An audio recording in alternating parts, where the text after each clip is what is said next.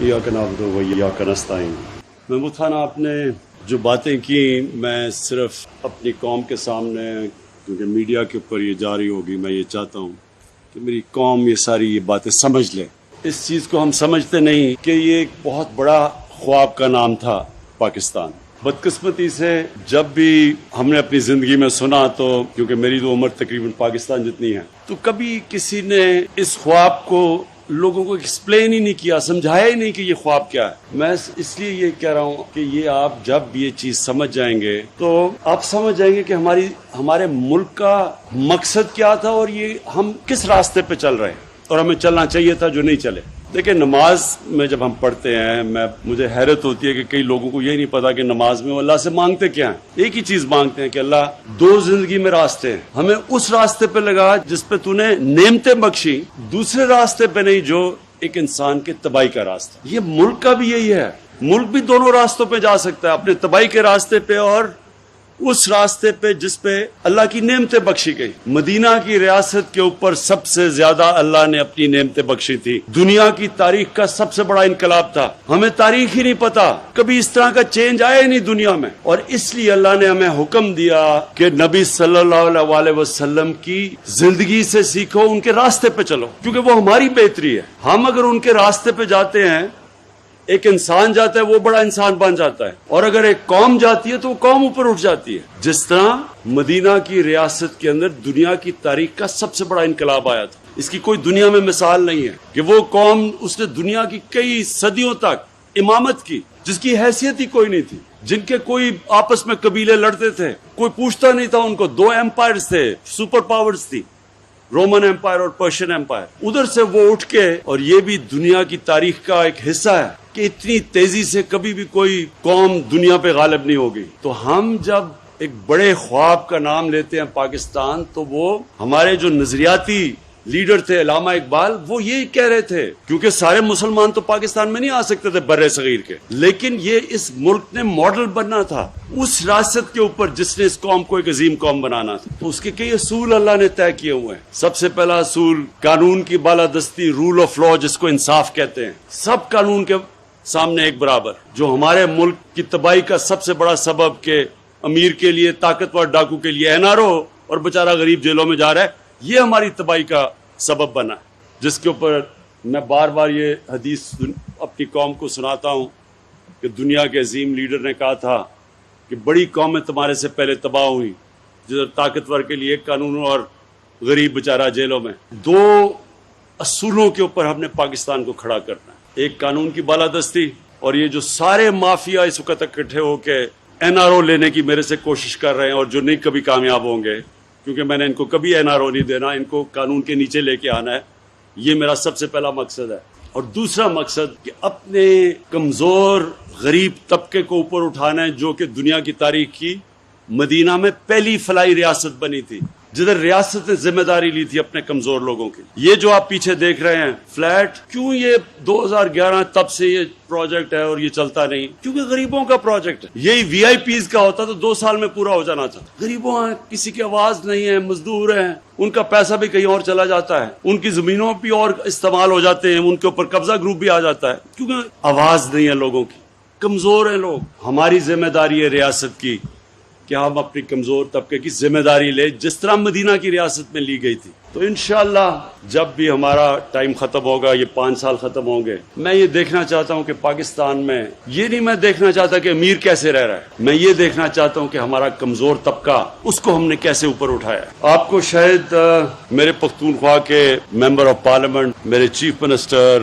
Governor, ministers, MPs, شاید آپ کو اس چیز کا نہیں پتا کہ پختونخوا کے لوگوں نے آپ کی پارٹی کو 2/3 اکثریت دی کیوں، جبکہ وہ کبھی دوسری باری نہیں دیتے کسی کو، ایک باری دیتے ہیں لوگوں کو، دوسری باری میں ایک وہ گیا تو دوسرے کو پھر چانس دیتے ہیں۔ تو کیوں 2/3 اکثریت دی؟ یونائٹڈ نیشنز UNDP کی ایک رپورٹ ہے یونائٹڈ نیشنز کی، وہ بھی انہوں نے شائع کی ہے۔ 2013 کے بعد سارے پاکستان کے صوبوں میں جس صوبے کے اندر سب سے تیزی سے غربت کم کی گئی وہ پختونخوا تھا۔ جس صوبے میں، دوسری چیز، سب سے تیزی سے امیر غریب میں جو فاصلہ تھا وہ کم کیا گیا وہ پختونخوا تھا۔ اور تیسری چیز UNDP کی رپورٹ میں آئی کہ جس صوبے میں سب سے زیادہ ह्यूमन डेवलपमेंट हुई, इंसानों के ऊपर सरमाया कारी की गई, वो पख्तूनख्वा था। इसलिए पख्तूनख्वा के बाशऊर लोगों ने 2/3 अक्सरियत दी हमें। मुझे तब भी मैं सुनता था जी किधर है नया पख्तूनख्वा, बड़े बड़े वहां से आते थे पंजाब के वो पॉलिटिशियन जो आज दुम दुबा के लंदन में भागे हुए हैं अपना पैसा बचाने के लिए और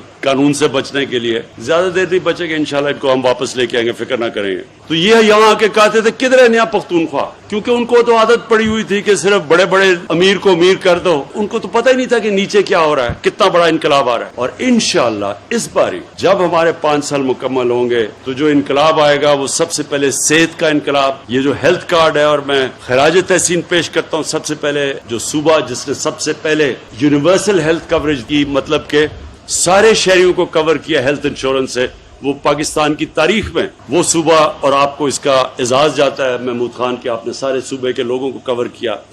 और आईडी कार्ड जो आपका है, एक पख्तूनख्वा के शहरी का आईडी कार्ड का मतलब कि उसका खानदान को हेल्थ कवरेज पूरी मिल गई है 10 लाख रुपए की। और इससे अब आप देखेंगे कि प्राइवेट सेक्टर अब अस्पताल बनाएगा। हो सकता है कि आपको यहाँ महमूद खान पैसा ही ना खर्च करना पड़े, प्राइवेट सेक्टर आके यहाँ अस्पताल लगा दे। आप प्राइवेट सेक्टर को अब जमीन दे दे, सिर्फ प्रॉब्लम ये होता है कि जमीन की शहरों में इतनी ज्यादा कीमतें हैं कि वो अस्पताल बनाते हुए वो डरते हैं। तो अगर आपने उनकी कंसेशन पे यहाँ जमीन दे दी तो प्राइवेट सेक्टर, क्योंकि अब तो सबके पास हेल्थ कार्ड है, पहले तो ये था ना जी गरीब इलाकों में जाता कोई नहीं था प्राइवेट सेक्टर में, अब तो सारों के पास हेल्थ कार्ड है। कहीं भी गांव में भी अब अस्पताल बन सकते हैं, प्राइवेट सेक्टर आएगा तो हो सकता है गवर्नमेंट के आपको पैसे ना लगाने पड़ेंगे। और दूसरी चीज, ये जो हाउसिंग की मैंने बात की, ये पहली दफा इंशाल्लाह पाकिस्तान में बड़ी मुश्किलों से हमने सारे कानून और रुकावटें दूर करते हुए ये जो आम मजदूरों के लिए घर, आम लोगों के लिए, वेल्डर के लिए, मैकेनिक के लिए, जो आज तक कभी घर सोच ही नहीं सकते थे कि उनको अपने सर पे छत मिलेगी, ये उन लोगों के लिए पहली दफा पाकिस्तान में हमने वो रुकावटें खत्म की हैं कि अब बैंक पैसे देंगे, आम आदमी अपने लिए बैंक से कर्जा लेके और वो घर बना सके। तो इंशाल्लाह मुझे ये जो आपका पता चला कि 5 साल में वो जो आप इस वक्त कहा जा रहा है कि 5 साल में पूरी किस्तें करें, वो इंशाल्लाह हम आपकी किस्तें लंबी कर देंगे, ताकि यानी कि एक आदमी जितना घर का किराया देता है उतनी किस्त होनी चाहिए, ताकि वो किस्त बजाय किराए पे जाए वो किस्त दे और अपना उसका घर हो जाए। तो इंशाल्लाह वो मैं उसका पूरा करूंगा। और वो जो आपने बाकी आपकी ज़मीनें पड़ी हुई हैं, जो लेबर की ज़मीनें पड़ी हुई हैं, मैं नया पाकिस्तान हाउसिंग को ख़ास तौर पे जाके आज ही बल्कि कल पहुंच के मैं ऑफिस में ताकीद करूंगा कि आपके साथ बैठ के एक पार्टनरशिप करें, ताकि ये जो जितने भी आपके यहाँ हम कंस्ट्रक्शन शुरू कर सकें और मजदूरों के घरों पे, ताकि सारी जगह काम शुरू हो जाए। और आखिर में मुझे जो सबसे ज्यादा खुशी हुई वो ये कि मैं 2 साल पहले आके ग्राउंड ब्रेकिंग की थी ममन डैम की। तो आज जब मैंने वो जो ममन डैम देखी है, कोरोना के बावजूद पूरा उसके ऊपर काम हो रहा है और 2025 में ये डैम बन जाएगी। और इस डैम से 17,000 एकड़ जमीन मजीद पेशावर के इलाके में उसके ऊपर सैराब हो जाएगी, उसके लिए पानी हो जाएगा। पेशावर के लिए 300 मिलियन गैलन का पानी आ जाएगा, क्योंकि पेशावर का पानी नीचे जा रहा है, तो इससे पेशावर के लोगों को पानी का भी मसला हल हो जाएगा। और फिर बिजली, जो बिजली यहाँ से होगी पेशावर के लिए, तो सस्ती बिजली हमेशा के लिए आ जाएगी ये ममन डैम से, तो ये भी आपका मसला हल हो जाएगा। माशाल्लाह ये एक वो प्रोजेक्ट है कि 50 साल के बाद ये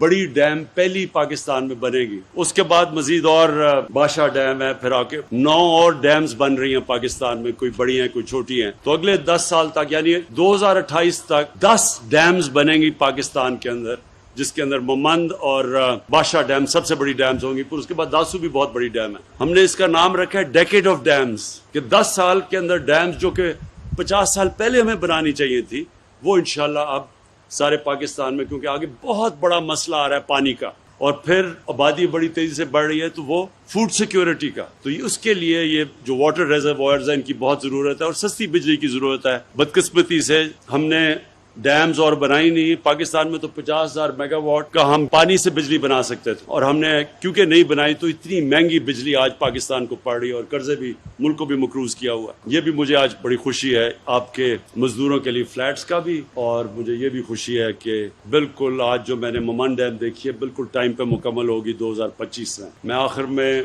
फिर से आपको महमूद खान पख्तूनख्वा, आपको और पख्तूनख्वा सूबे को खास तौर पे खराज तहसीन पेश करता हूँ, क्योंकि जो आपने हेल्थ कार्ड, जो आपने सबको हेल्थ कार्ड दिया है, यानी पख्तूनख्वा का आईडी कार्ड का मतलब कि सारे पख्तूनख्वा के शहरियों के पास हेल्थ कार्ड है, اور کسی بھی ہسپتال میں اپنا علاج کروا سکتے ہیں. یہ کمزور لوگوں کے لیے، غریب لوگوں کے لیے سب سے بڑی نعمت ہے، اور اس کی میں آپ کو خراج تحسین پیش کرتا ہوں.